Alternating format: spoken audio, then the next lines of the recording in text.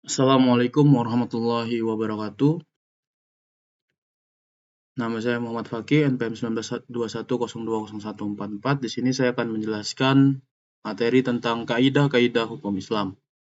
Yang pertama, prinsip dalam hukum Islam. Kata prinsip berarti asas, yakni kebenaran yang menjadi pokok dasar orang berpikir, bertindak, dan sebagainya. Adapun yang dimaksud dengan prinsip-prinsip hukum Islam ialah cita-cita yang menjadi pokok dasar dan landasan atau tumpuan hukum Islam tersebut. Adapun prinsip-prinsip dalam hukum Islam itu antara lain yang pertama meniadakan kesempitan dan kesukaran. Contohnya, misalnya ada orang yang sedang berpergian, sakit dan dalam keadaan hamil atau menyusui, boleh tidak berpuasa. Terus pembahasan yang kedua adalah bertahap dalam menetapkan hukum. Al-Quran diturunkan secara berangsur-angsur, bukan sekaligus, sebab mengingat potensi manusia yang sangat terbatas, hingga ketika ada ayat yang telah diturunkan kemudian dipahami, barulah ayat lain diturunkan. Selanjutnya, memerhatikan kemaslahatan manusia dalam penetapan hukum selalu didasarkan pada 3 sendi pokok. Yang pertama, hukum ditetapkan setelah masyarakat menumbuhkan hukum-hukum tersebut.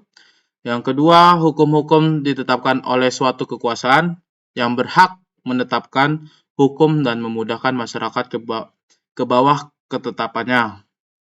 Yang ketiga, hukum-hukum ditetapkan menurut kadar kebutuhan masyarakat.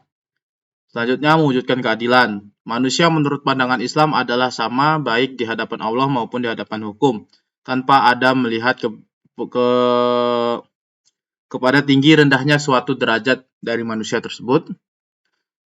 Baik orang tua maupun muda, melainkan seoptimal dan semaksimal apa yang telah ia perbuat dengan hukum Allah itu sampai mendapat predikat takwa.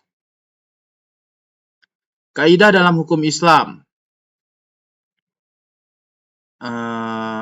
Secara etimologi berarti asas.